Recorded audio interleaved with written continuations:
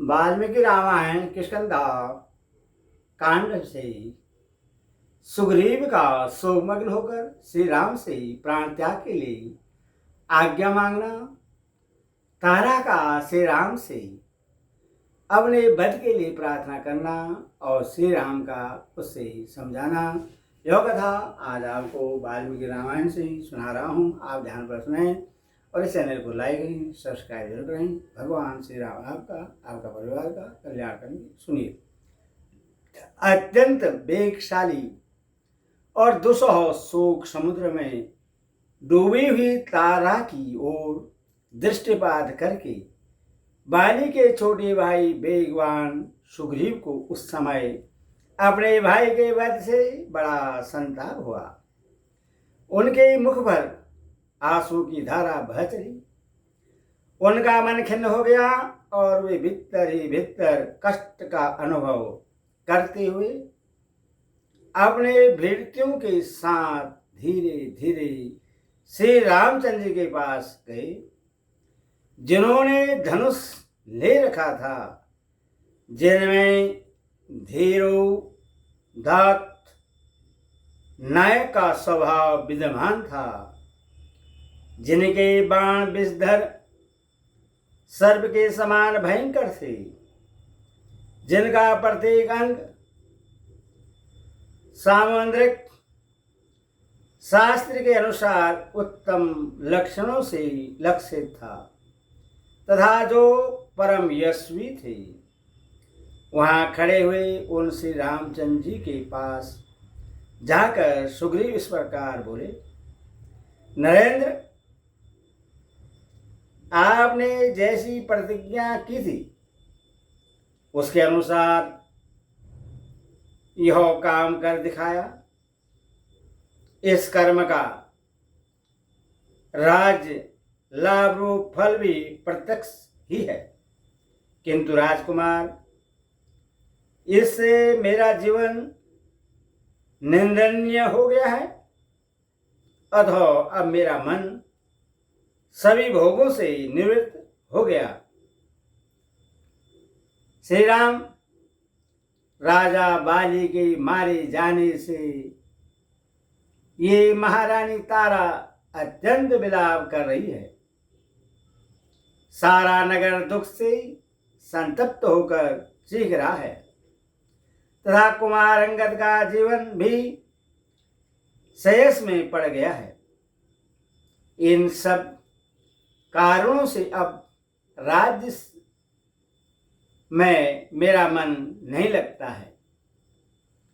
इक्ष्वाकु कुल के गौरव श्री रघुनाथ जी भाई ने मेरा बहुत अधिक तिरस्कार किया था, इसीलिए क्रोध और अरमर्ष के कारण पहले मैंने उसके वध के लिए अनुमति दे दी थी, किंतु अब वानर युद्धपति बाली के मारे जाने पर मुझे बड़ा संताप हो रहा है। संभवतः जीवन भर यह संताप बना ही रहेगा।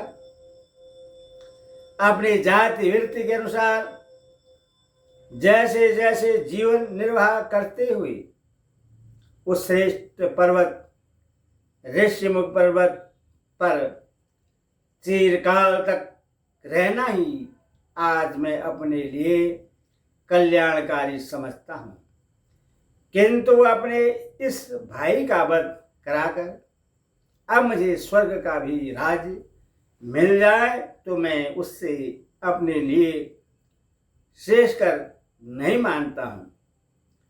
बुद्धिमान महात्मा बाली ने युद्ध के समय मुझसे कहा था कि तुम चले जाओ, मैं तुम्हारे प्राण लेना नहीं चाहता। श्री राम, उनकी यह बात उन्हीं के योग्य थी और मैंने जो आपसे कहकर उसका वध कराया, मेरा वह क्रूरतापूर्ण वचन और कर्म मेरे ही अनुरूप है।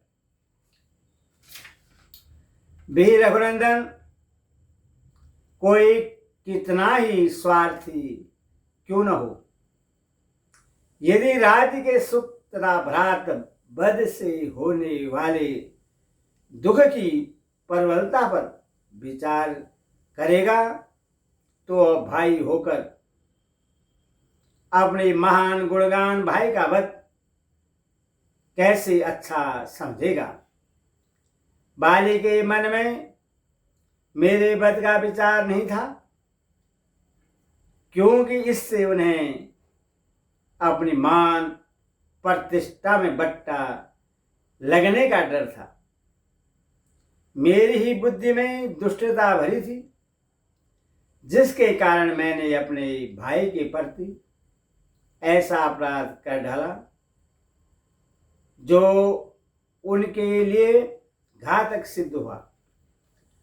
जब बाली ने मुझे एक वृक्ष की शाखा से घायल कर दिया और मैं 2 घड़ी तक कराहता रहा, तब उन्होंने मुझे सांत्वना देकर कहा, जाओ, फिर मेरे साथ युद्ध करने की इच्छा न करना।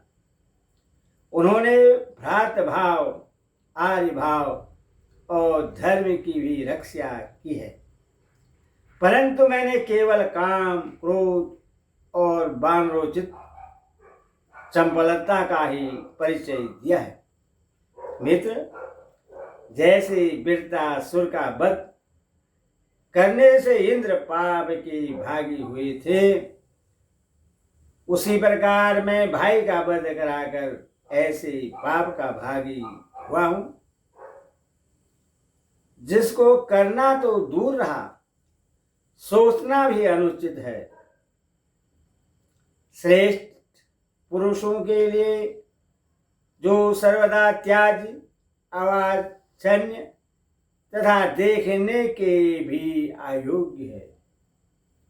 इंद्र के पाप को तो पृथ्वी, जल, वृक्ष और स्त्रियों ने स्वेच्छा से ग्रहण कर लिया था, परंतु मुझ जैसे वानर के इस पाप को कौन लेना चाहेगा अथवा कौन ले सकेगा।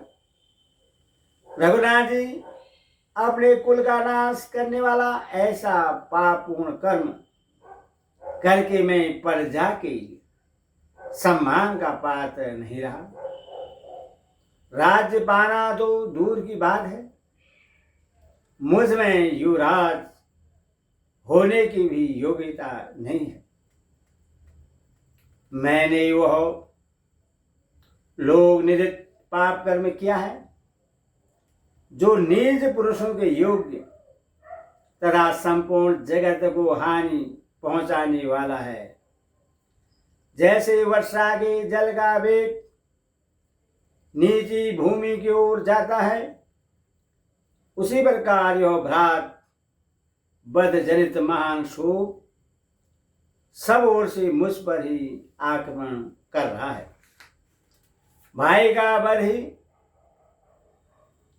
जिसके शरीर का पिछला भाग और पुच्छ है तथा उससे होने वाला संताप ही जिसकी सूंड, नेत्र, मस्तक और दांत हैं, वह पाप रूपी महान मदमत गजराज नदी तट की भांति मुझ पर ही आघात कर रहा है। नरेश्वर रघुनंदन, मैंने जो दुस्सह पाप किया है वह मेरे हृदय स्थित सदाचार को भी नष्ट कर रहा है। ठीक उसी तरह जैसे आग में तपाया जाने वाला मलिन सुवर्ण अपने भीतर के मल को नष्ट कर देता है। रघुनाथ जी, मेरे ही कारण बाली का वध हुआ, जिससे इस अंगद का भी शोक संताप बढ़ गया और इसीलिए इन महाबली वानर युद्धपतियों का समुदाय अधमरा सा जान पड़ता है। बीरबल, सूजन और बस में रहने वाला पुत्र तो मिल सकता है। स्वजन और बस में रहने वाला पुत्र तो मिल सकता है, परंतु अंगद के समान बेटा कहाँ मिलेगा। तथा ऐसा कोई देश नहीं है जहां मुझे अपने भाई का सामिप्य मिल सके। अब बीरबल अंगद भी जीवित नहीं रह सकता। यदि जी सकता है तो उसकी रक्षा के लिए उसकी माता भी जीवन धारण करती। वह बिचारी तो यूं ही संतान से दीन हो रही है। यदि पुत्र भी न रहा तो उसके जीवन का अंत हो जाएगा, यह बिल्कुल निश्चित बात है। अतः मैं अपने भाई और पुत्र का साथ देने की इच्छा से प्रज्वलित अग्नि में प्रवेश करूंगा। ये वानरवीर आपकी आज्ञा में रहकर सीता की खोज करेंगे। राजकुमार, मेरी मृत्यु हो जाने पर भी आपका सारा कार्य सिद्ध हो जाएगा। मैं कुल की हत्या करने वाला और अपराधी हूं, अतः संसार में जीवन धारण करने के योग्य नहीं हूं। इसलिए श्री राम, मुझे प्राण त्याग करने की आज्ञा दीजिए। दुख से आतुर हुए सुग्रीव के जो बाली के छोटे भाई थे, ऐसे वचन सुनकर शत्रु वीरों का संहार करने में समर्थ रघुकुल के वीर श्री राम, रघुकुल के वीर भगवान श्री राम नेत्रों से आंसू बहने लगे। वे 2 घड़ी तक मन ही मन दुख का अनुभव करते रहे। श्री रघुनाथ जी पृथ्वी के समान समासील और संपूर्ण जगत की रक्षा करने वाले हैं। उन्होंने उस समय अधिक उत्सुक होकर जब इधर उधर बारंबार दृष्टि दौड़ाई, तब शोक मग्ना तारा उन्हें दिखाई दी, जो अपने स्वामी के लिए रो रही थी।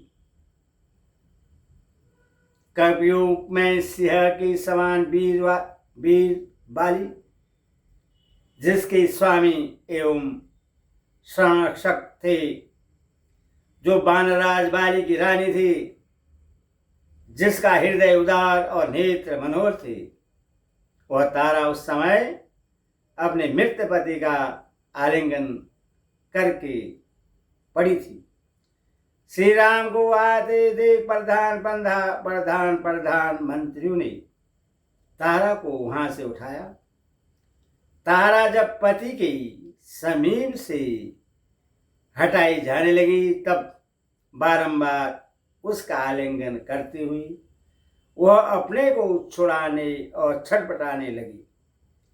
इतने ही में उसने अपने सामने धनुष बाण धारण किए श्री राम को खड़ा देखा, तो अपने तेज से सूर्यदेव के समान प्रकाशित हो रहे थे।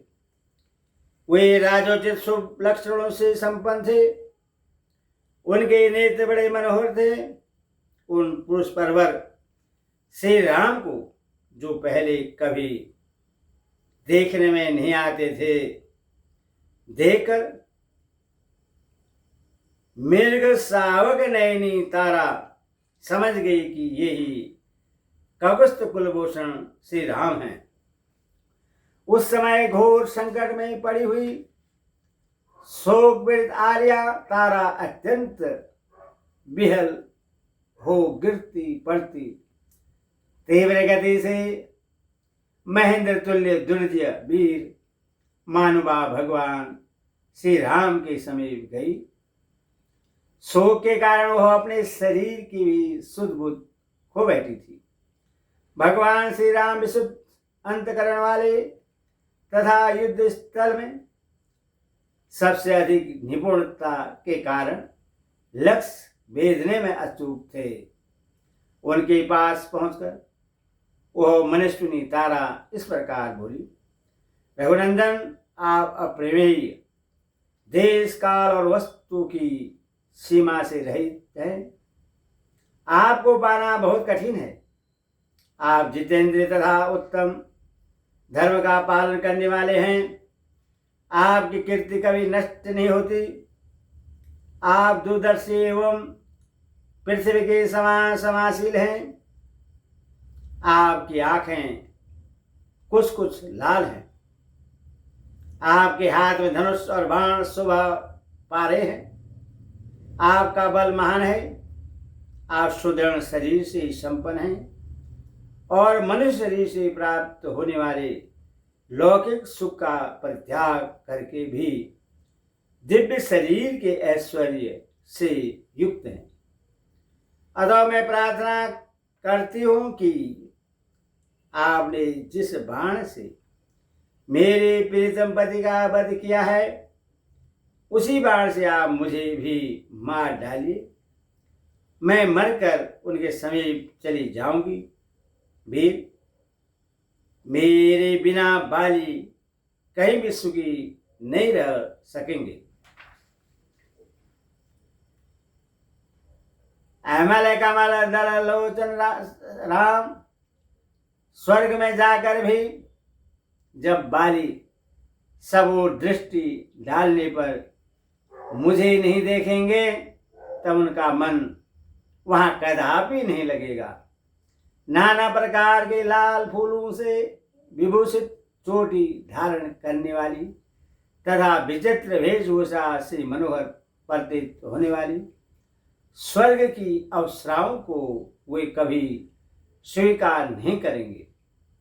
बीरबल, स्वर्ग में भी बाली मेरे बिना शोक का अनुभव करेंगे और उनके शरीर की कांति फीकी पड़ जाएगी। वो उसी तरह दुखी रहेंगे जय गिरिराज ऋष्यमुख की सुरमय तट प्रांत में विधि नंदिनी सीता के बिना आप कष्ट का अनुभव करते हैं। स्त्री के बिना युवा पुरुष को जो दुख उठाना पड़ता है, उससे आप अच्छी तरह जानते हैं। इस तत्व को समझकर आप मेरा वध कीजिए, जिससे बाली को मेरे विरह का दुख न भोगना पड़े। महाराज कुमार, आप महात्मा हैं, इसलिए यदि ऐसा चाहते हो कि मुझे स्त्री हत्या का पाप न लगे, तो यह बाली की आत्मा है ऐसा समझकर मेरा वध कीजिए। इससे आपको स्त्री हत्या का पाप नहीं लगेगा। शास्त्रों से यज्ञ यज्ञादि कर्मों में पति और पत्नी दोनों का संयुक्त अधिकार होता है। पत्नी को साथ ले बिना पुरुष यज्ञ कर्म का अनुष्ठान नहीं कर सकता। इसके सिवा नाना प्रकार के वैदिक श्रुतियां भी पत्नी को पति का आधा शरीर बतलाती है। दूसरी स्त्रियों का अपने पति से अभिन्न होना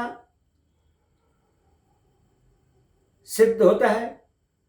अतः मुझे मानने से आपको स्त्री वध का दोष नहीं लग सकता और बाली को स्त्री की प्राप्ति हो जाएगी, क्योंकि संसार में ज्ञानी पुरुषों की दृष्टि में स्त्री दान से बढ़कर दूसरा कोई दान नहीं है।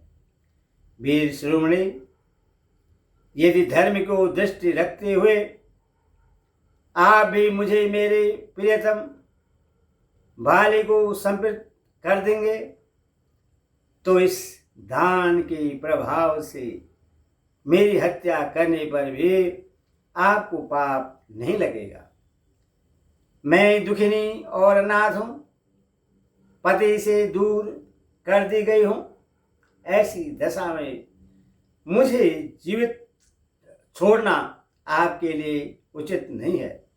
नरेंद्र, मैं सुंदर एवं बहुमूल्य श्रेष्ठ श्रवणमाला से अलंकृत तथा गजराज के समान विलास युक्त गति से चलने वाले बुद्धिमान वानरश्रेष्ठ बाली के बिना अधिक काल तक जीवित नहीं रह सकूंगी।